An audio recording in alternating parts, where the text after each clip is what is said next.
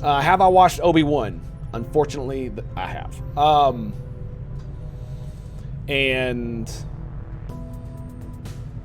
it's probably going to be the last Star Wars thing that I watch that's produced by Disney, most likely, because they had one last chance. They had one last chance to swan song it into the distance, and they decided to do one giant fucking virtue signal. So I'm just, yeah. I mean, it's literally the freaking one of the easiest stories that you could possibly do. You know, Kenobi and Vader. It's one of the easiest things you can do. I mean, I'm glad you love it, man. I'm really happy that you do. I do not. I played a lot of Paradox game strategies, but without being a country. Yeah, it's definitely interesting. The thing about Paradox grand strategies is that things take place on a timed basis, so everything happens instantaneously or over a period of time, but everything is continuously ticking. In Terra Invicta, it feels a little different, and I'm not sure how much I'm gonna like it. But like I said, at the time, I really didn't have too much time to play with it, and I was just like, you know what, we're just gonna wait till it comes out, and we're gonna go from there. So yeah, we're gonna go from there. And I mean, a lot of it, Demos, is I'm a big stickler for not screwing with what's been established, and pretty much the entire series, the writers have just been like, yeah, we don't care about any of that. We don't really care about any of that. We don't care how it fits in. We're going to do our story, and we don't care how the Force works, or yeah, we don't care. It's just the way it feels. We just don't care. I like XCOM APOC. They built a turn-based game to go real-time. Terra Invicta seems like a real-time that has turn-based elements. Pretty new to the Star Wars franchise. Just started watching this year. Yeah, that's fine, my dude. That's fine. And that's the thing. It's like, if you're new to Star Wars, then I'm sure you like it. There's a lot of stuff like the Witcher series, right? I actually quite like the Witcher TV series, but I never read the books, and I played the video games tangentially. I'm not a huge fan of it, so I quite liked it because Henry Cavill's good, and it seemed like he kept it realistic, or he kept it authentic. But everybody else seems to hate it. I'm just like, well, okay, well there you go. So it's the same kind of thing. I like both Star Trek and Star Wars. Yeah, I don't like either one of them anymore. Strange, like I can't even build up enough. I can't, like, Star Trek was my jam. Star Trek. Okay, let me just show you how much Star Trek. Star Trek was my jam. Okay? I don't have Star Wars figurines. I have tiny little spaceships that have giant pylons on them. And I can't even build up enough, I don't know, to even watch The Strange New Worlds after everything that they've done with STD, Picard. The new movies weren't that bad. But the third one, it just killed it for me. And then everything that happened with STD, and the problem is not that it's bad writing, right? That's actually not the issue. I understand shit happens, and people you get shit writers, or they just have a bad time of it. Like, I can understand that. The problem is they blame me, and they call me names for not liking it, right? I can deal with stuff not being super exactly the way I want it, or not being a canon. TNG messes up canon from the OT. DS9 messes up canon from TNG and OT. Voyager messes up canon from TNG, DS9, and OT. Enterprise messes up canon from all of those. And I still like them, because the writers didn't blame me for that. They said, we're sorry, we'll try better, hopefully you like it. And I did. Third Abrams movie was a turn of fun. I'd call it a good popcorn flick if it wasn't a Trek movie. Exactly. They should have not made it a Trek movie, because it was basically Fast and the Furious in space. Yeah, but that's the thing, Coviers, is that the Star Trek formula is not episodic. That's just part of it. The problem is not... And I've heard other people talk about this. Oh, it goes back to the episodic nature. It feels like old school Trek, and it's like, yeah. But the problem with the new Trek is not that it's not episodic. The problem is they have shitty writers who can't do overarching storylines over a season and episodic content at the same time, because that's really what you want, right? You want DS9, Voyager, Enterprise, freaking, episodic stories that have tidbits here and there of an overarching story. Season 3 of Enterprise is probably some of the best Trek ever, and the main reason is because it has a giant overarching arch of story through the entirety of the season, plus episodic content every single episode. From the beginning of the season to the end of the season, every episode is almost without exception is an episode in and of itself, where the overarching story only takes up a little bit here and there, where they're like doing a little bit here, doing a little bit there with it, but each one is its own self-contained story in and of itself. And Archer's transformation from do-gooder hipster at the very beginning to basically doing what is required, like he literally commits piracy, right? He literally commits piracy, and it was like, holy shit. But if he had done that in the first episode, it'd have been like, what are you doing? You destroyed his character. But because they took 8 episodes to do it, and they showed his transformation every single step of the way of him. He made a compromise here, he made a compromise there, he made a compromise in the next episode, and he compromised his morals in the next episode, every little bit, until, what's he gonna do? Is he gonna lose, or is he gonna win? And he chose to win. And to win, he had to compromise his morals and commit piracy and steal some shit from people. And he didn't like it. And you could tell he didn't like it, but he had to do it. And he apologized for it, but he wasn't not gonna do it. And it was fucking glorious, man. It was absolutely glorious. And I didn't like the way the season ended, but it didn't matter, because the entire story was really, really good. Discovery is okay, but I agree going downhill. Yeah, well. But like I said, Voyager did this thing too, where a few of the seasons had like a story arc that went through like half a season, right? But every episode that was in that arc, for the first, like, especially like the first 4 or 5, was like, here's a little tidbit, here's a little tidbit, here's a little tidbit, and it's like 30 seconds of dialogue here, a minute scene there, so on and so forth, until you have like 3 or 4 episodes back to back to back, where it's literally, that's what the episodes are, is the giant story arc they've been building up. I mean, the very first season of Star Trek Voyager did this with the Kazon, right? Every episode after the pilot was building up to the season finale of season 1. Every single episode had a little bit here from the Kazon, a little bit there, a little bit of subterfuge.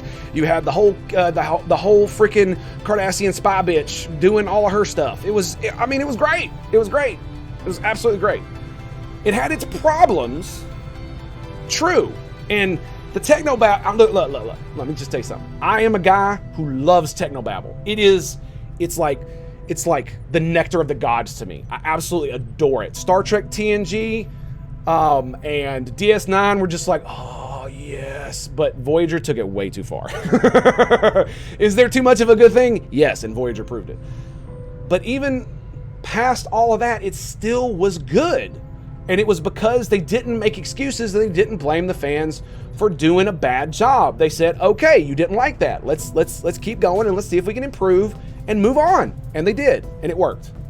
And if STD and Picard had been like, okay, that really didn't work, you didn't like it, that sucks. I'm sorry for that.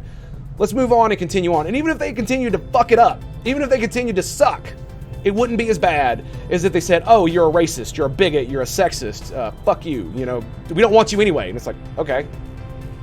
Okay. Stargate SG-1 technobabble? Oh, yes. Well, to be fair, the technobabble in Stargate wasn't nearly as bad as Voyager Season 1 and 2. Season 1 was just oh my god, it was so bad, dude. The one episode, I believe it was like episode 3 of Star Trek Voyager, where they get stuck inside of a quantum singularity. For those of you who don't know, a quantum singularity is a black hole. And they see a reflection of themselves, and it creates this like time loop, and they get stuck inside the event horizon. I'm just, it's just now technically they've done this in the books quite a bit. Star Trek ships can actually survive going inside the event horizon of extremely large black holes because of the physics of how black holes work, right? The bigger the black hole is, the further away from the center the event horizon is, and therefore the less stress it will actually put on your ship. So if you've got like a supermassive black hole that's hundreds of millions of solar masses, hundreds of millions of solar masses in mass, then you could technically get right next to the event horizon, and the gravity you experience between your feet and between your head and your feet isn't that much, right? It's going to be fine. So if you've got the ability to move faster than light, then you can escape a black hole. So you could literally go inside a black hole, and as long as you don't get too close to the actual singularity itself, you could escape. The smaller the black hole is, the worse this effect is. So if you got next to a micro black hole in a spaceship and you stood next to the event horizon, it might actually rip your ship apart before you even get anywhere near the event horizon, because the difference in gravity between, say, the side of the ship that's facing the black hole and the side of the ship that's facing away from the black hole is so much that the sheer gravitational force of it would just rip the ship in half. So yeah, there you go. There's all kinds of stuff like that in Star Trek where they butchered the shit out of it. Like, Star Trek Voyager was the worst when it came to butchering how science actually works. TNG did a fair job, and so did DS9, but Voyager, they took the fucking cake, man. Discovery failed to listen to... Yep, they did. And they did. And that's why I was just like... I was willing to give it a chance. I didn't care because I quite like the movies. I just think they didn't go in the correct direction, right? They went more action rather than being Trek. And the problem is that you have this fan base that is willing to give you money. They're willing to give you money. They want to consume everything you make and are just going to throw money at you. All you got to do is not say, go fuck yourself. That's all you got to do. That's really, even if it's bad. I mean, have you seen Star Trek the Motion Picture? Have you seen freaking Star Trek 5? You know? What, I can't remember what the hell the name of it was. Star Trek 5. What was it? Generations. What's the other one? Nemesis. Have you seen any of those movies? They all suck. They suck. They suck. And we still watch them. We still enjoy them. And we don't really talk about them very much. Exactly, we don't talk about them. We're just like, you know what? William Shatner's got a big ego. Oh well. You know, motion pictures trying to cash in on the Star Wars movie thing. Okay. That's why they canceled the second series. Okay, fine. Whatever. Sure. But you know what they didn't do? You know what they didn't do? Paramount and the writers of Star Trek didn't come out and say, F you fans, screw you, fuck you, man, we don't want you anyway. They didn't do any of that. They were just like, all right, just move on. They just didn't talk about it. They just moved on. We're like, okay, sure. You know, shit happens. Not everything can be a golden gem or diamond in the rough kind of deal with Khan and Star Trek 3. Star Trek 3 wasn't the greatest movie, but it was still pretty good, man. Star Trek 4, dude, Star Trek 4 is dumb as shit, and it's still a good Star Trek movie. It actually is dumb. It breaks physics. Even the physics of Star Trek, it breaks all that shit. It breaks time continuity. It destroys the timeline. It makes no goddamn sense, and nobody cares. If that movie came out today, it would be eviscerated. But because they didn't be like, oh, all of you are dumb and we don't care if you don't like it, they just shut the fuck up and made the next movie. No one cared. No one cared.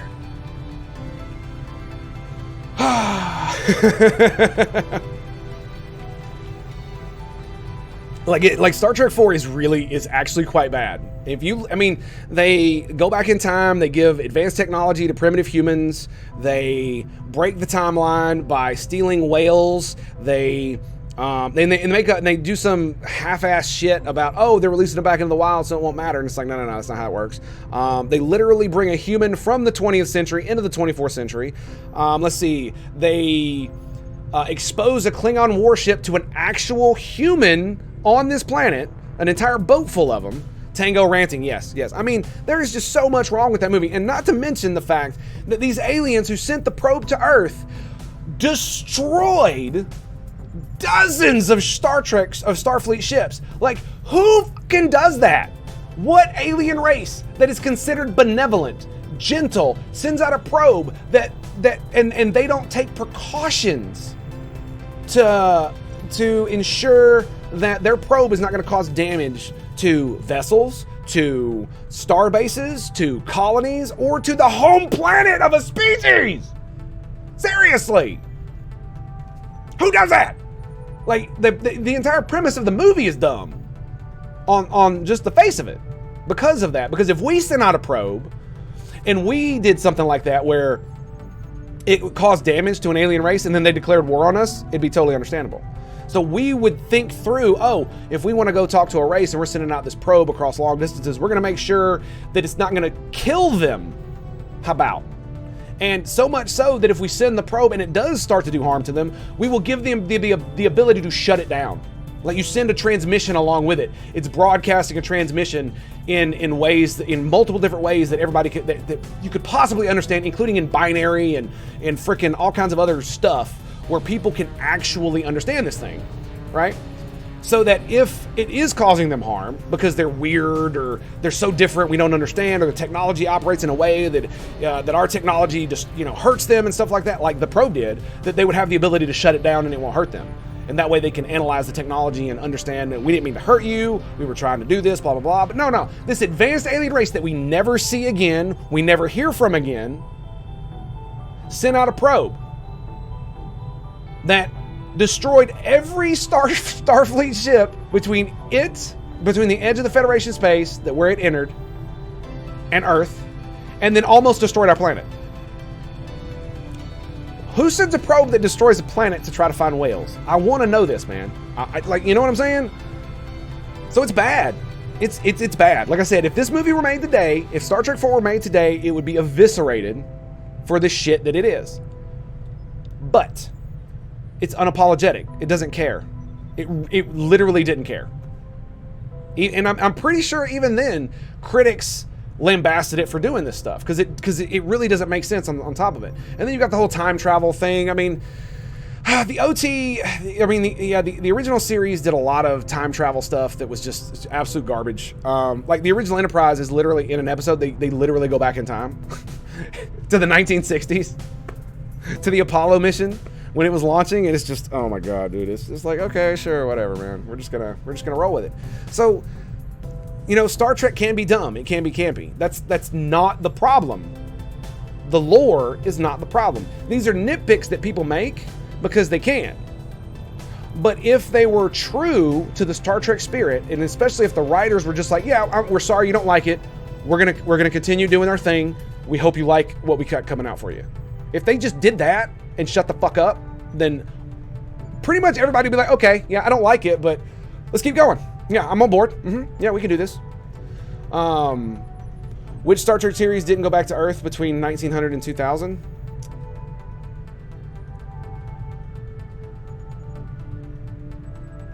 TNG.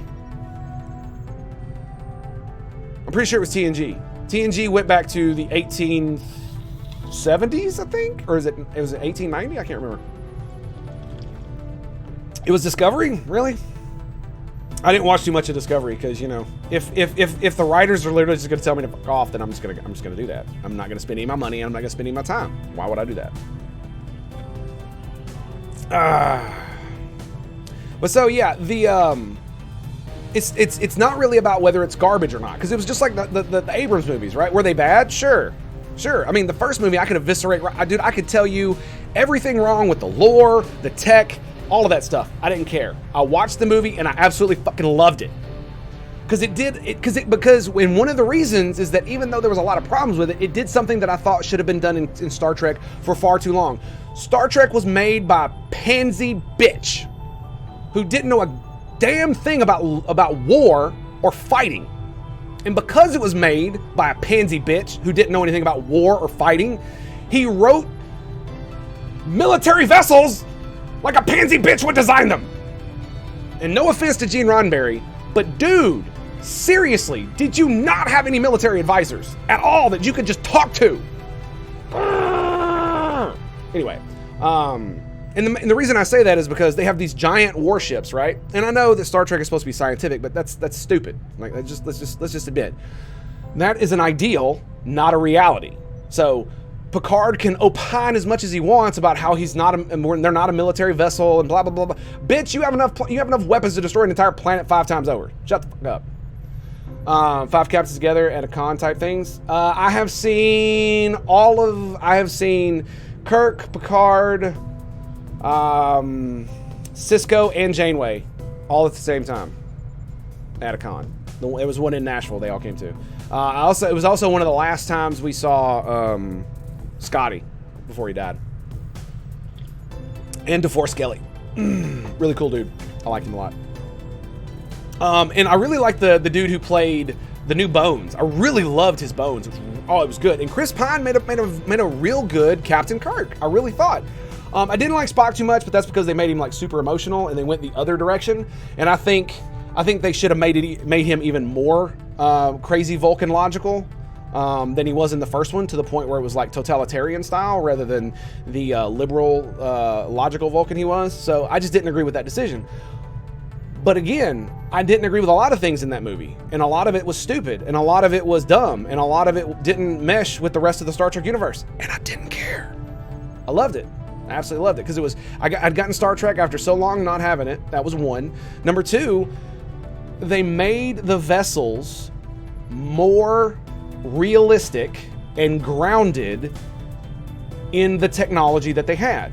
So if you have a giant vessel that can get shot with torpedoes, you will have torpedo defense systems that are not just a giant shield. You will have little lasers or little physical guns that go beep, beep, beep, beep, beep, beep, beep, that will try to shoot the freaking torpedoes out of the sky before they touch your ship, a la Battlestar Galactica. Carl Urban Law, I still watch him on Xeno Warrior Priest. Yeah. And so it's just like, I don't even know who Carl Urban is. PD should definitely be. Yeah, and that's the thing. Yeah, exactly. Point defense should have been a thing. I mean, you could even make the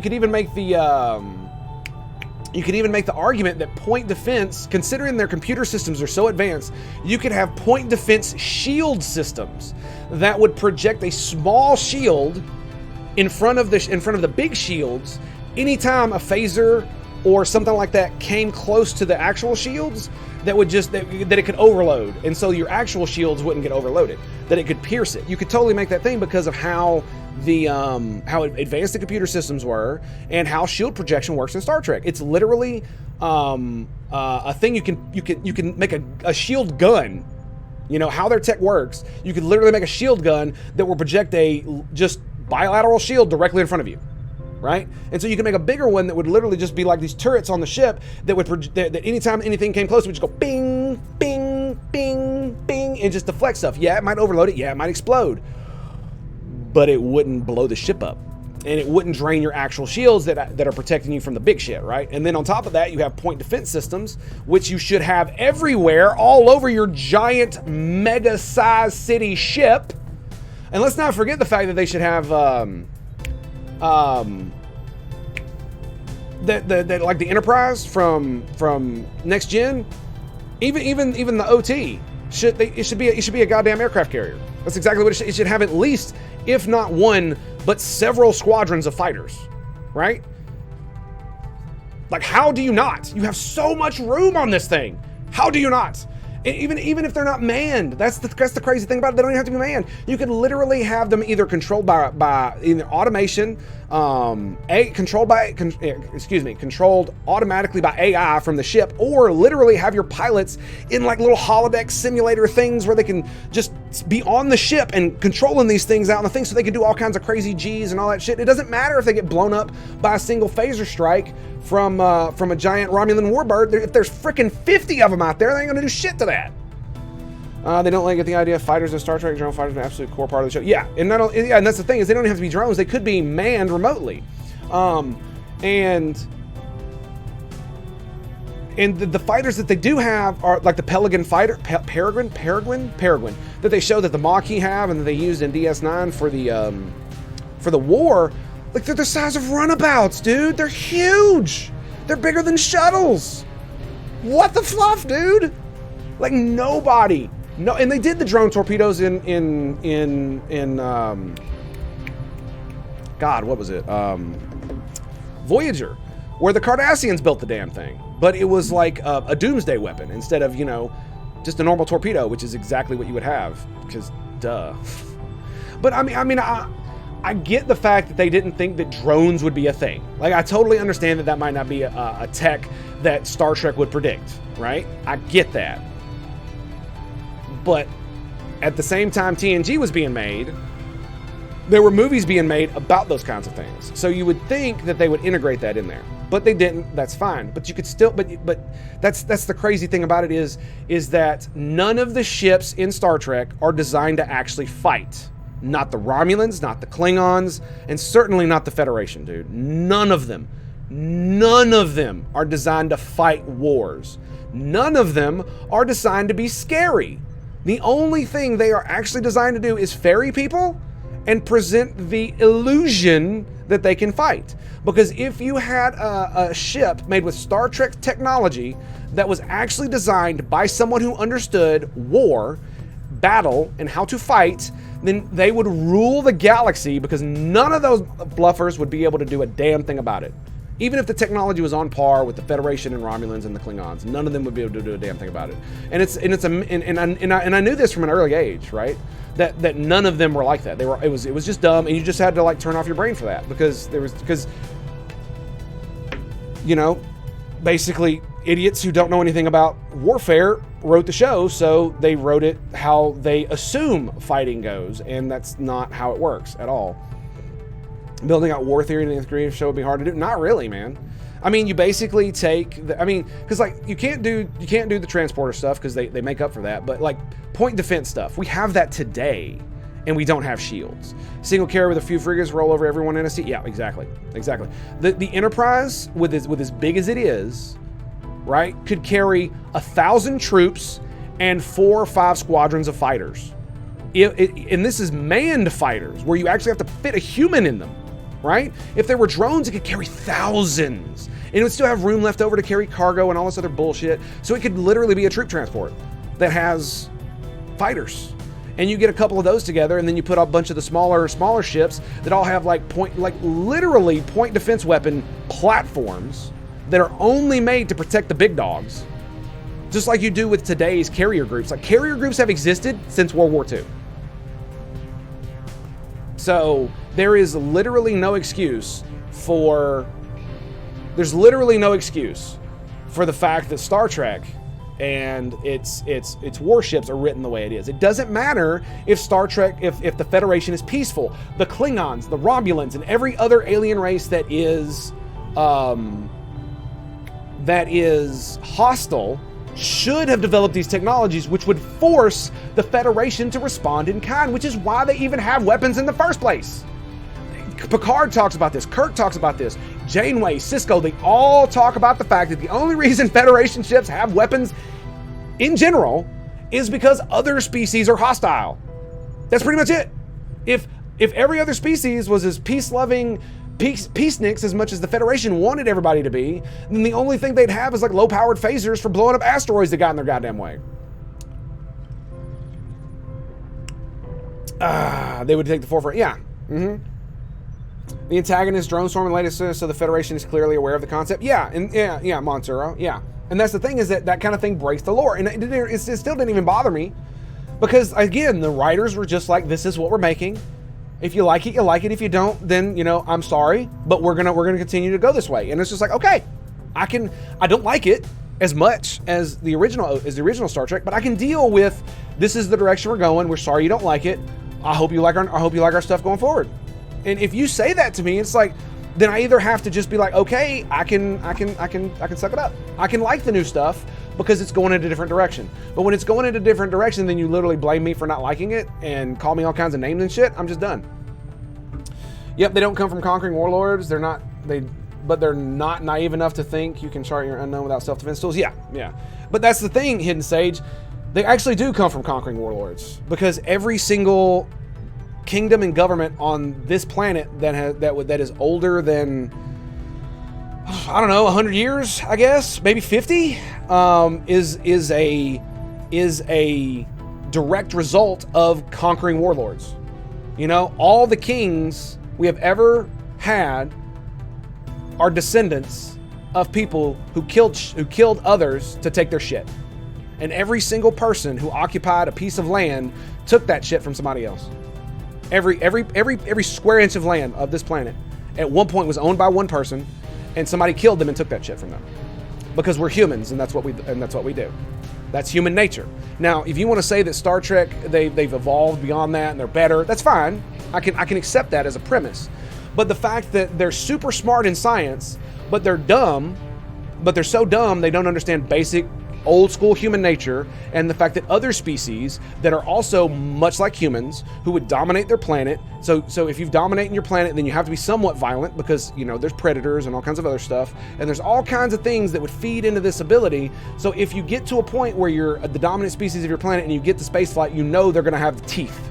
You know they're going to have the ability to hurt you or do other things, and not everybody's going to be peaceful. We know that because humans are not peaceful. So you would automatically assume that that at their worst, aliens are just as bad as humans, and at their best, they're just as good as humans. And they're probably somewhere in the middle. Just because you don't have a gun to get resources doesn't mean you forget who you were yesterday. Exactly. And so they literally forgot. Like, it's just like the first episode of TNG when Picard was arguing to Q. We're not like that anymore. We've learned our lessons. Picard is either lying or he is naive. Yes, they have evolved beyond that. I fully accept the premise that Gene Roddenberry put forward that we could evolve past our more violent natures. I totally accept that. The problem is that he said we've learned from our mistakes. He is absolutely 100% wrong. Because if they did learn from their mistakes, then they would have special forces teams. They would have aircraft carrier or spacecraft carriers or whatever. They would have point defense weapons. They would have giant weapons of mass destruction, so that other people would not fluff with them. You cannot have a peaceful society that is non-violent when you are surrounded by wolves. You cannot. It is impossible. The wolves will eat you. Look at the can of worms you guys opened. Yeah, I know, right?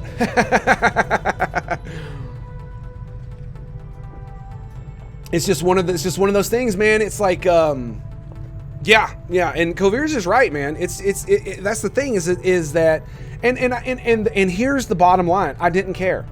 I didn't care that Gene Roddenberry was naive. I didn't care that he was wrong, because he made a good story and he made really compelling arguments to better human nature. There's an episode of TNG, all throughout the thing, it's like all throughout the Star Trek thing, it's like, oh, we want to better ourselves. Well, somebody actually asked the question in the episode where Picard gets kidnapped in TNG by the Cardassians and gets tortured and shit. There are 4 lights, that episode.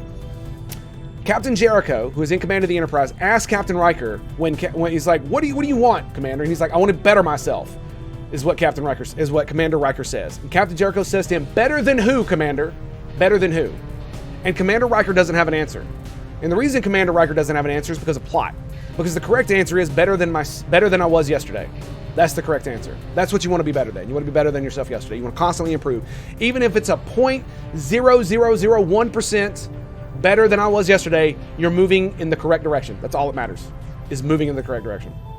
Learn from our mistakes, needing to murder each other without learning from all our mistakes and not remembering survival of the strongest. Exactly.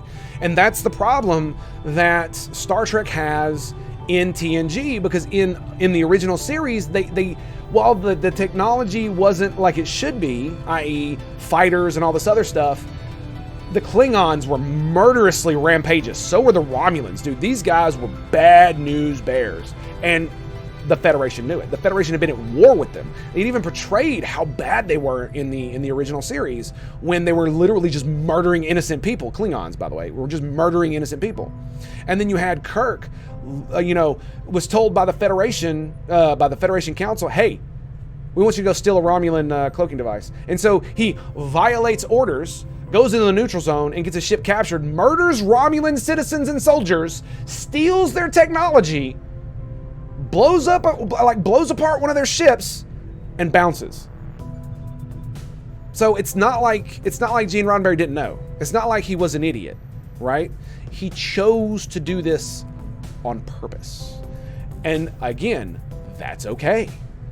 Why is it okay? Because there was so much other good stuff, and it respected the fan. It was like, you know what? You guys are awesome. We love you. We don't always like the stuff you do. We don't always like the stuff you say, but we're gonna try to put out some good content for you, and we're gonna do that. We're gonna do that, and we hope you like it. And that's where it was, and that's what we did. Right? Fantasy caught a last Wolf, my dude.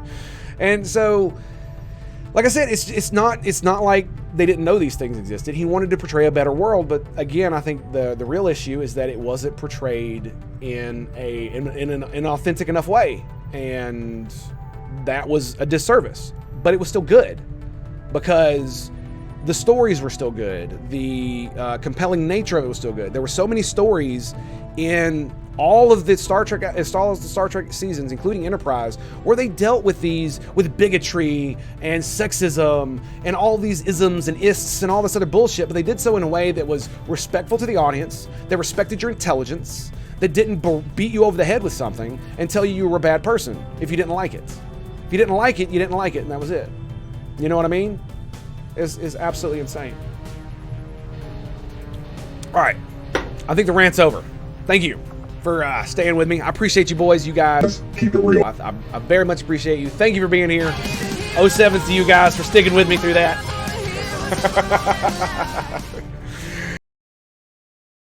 Oh my goodness. Okay, let's